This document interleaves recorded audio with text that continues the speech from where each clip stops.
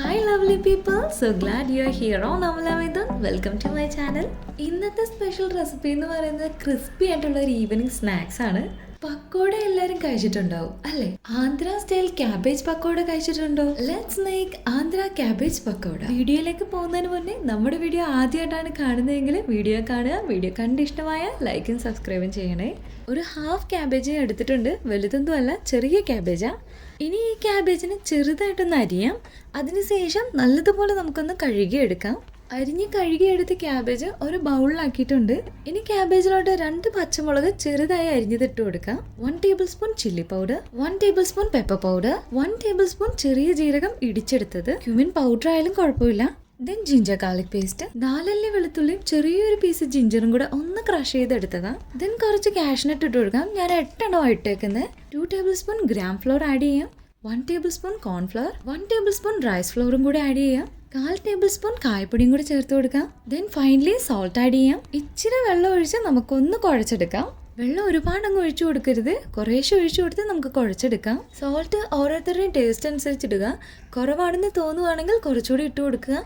നന്നായിട്ട് നമ്മൾ കുഴച്ചെടുത്തിട്ടുണ്ട്. ഈ കൺസിസ്റ്റൻസി മതിയാവും. ഇതാണ് റൈറ്റ് കൺസിസ്റ്റൻസി. അധികം ലൂസും അല്ല, ഒരുപാട് തിക്കും അല്ല, കറക്റ്റായിട്ടുണ്ട്. പക്കോട ഈ ഒരു സൈസ് മതി. ഒരുപാട് വലുതൊന്നും അല്ല നമ്മൾ ഉണ്ടാക്കുന്നത്, ചെറുതായിട്ടാണ് കുഞ്ഞു കുഞ്ഞു പക്കോട ഉണ്ടാക്കുന്നത്. സ്റ്റൗ ഓൺ ചെയ്യാം, പാൻ എടുത്ത് വെക്കാം. ഇനി ഓയിൽ ഒഴിച്ചു കൊടുക്കാം. ചൂടായ എണ്ണയിലോട്ട് ഇനി നമ്മളുടെ ക്യാബേജ് മിക്സ് ഓരോന്നായിട്ട് നമുക്കിനി വെച്ചു കൊടുക്കാം.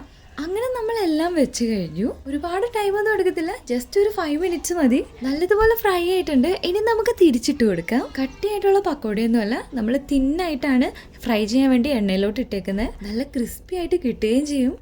എല്ലാ പക്കോടയും നമ്മളിതാ തിരിച്ചിട്ട് കഴിഞ്ഞു. ജസ്റ്റ് ഒരു 5 മിനിറ്റ്സ് മതി ഒന്നുകൂടെ ഒന്ന് ഫ്രൈ ആയി കിട്ടാൻ. നല്ലതുപോലെ ഫ്രൈ ആയിട്ടുണ്ട്. ഇനി നമുക്ക് കോരി മാറ്റാം. ഫ്രൈ ചെയ്ത് വെക്കേണ്ട താമസം ഒരു കുഞ്ഞി കൈ മെല്ലെ വന്ന് എടുത്തിട്ട് പോയിട്ടുണ്ട്. ദാ ഇത്രയേ ഉള്ളൂ, നമ്മുടെ ആന്ധ്ര സ്റ്റൈൽ ക്യാബേജ് പക്കോട ഇവിടെ റെഡി ആയിട്ടുണ്ട്. വീട്ടിൽ ഉപയോഗിക്കുന്ന ഇൻഗ്രീഡിയൻസ് മാത്രമേ നമ്മൾ യൂസ് ചെയ്തിട്ടുള്ളൂ, അല്ലാതെ വേറെ ഒന്നും നമ്മൾ ആഡ് ചെയ്തിട്ടില്ല. നല്ല ക്രിസ്പിയാണ് ആൻഡ് നല്ല ടേസ്റ്റാണ്.